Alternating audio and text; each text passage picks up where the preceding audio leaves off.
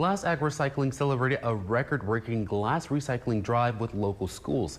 27 schools participated in the Rapides Parish Glass Recycling Drive and diverted almost 6,000 pounds of glass from local landfills. Glass Ag Recycling hosts the drive each year to engage students, educators, and parents with local sustainability efforts.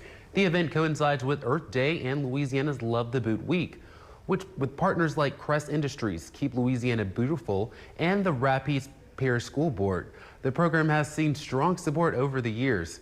The overall winner this year was Alexandria Country Day School, with 1,186 pounds of glass collected.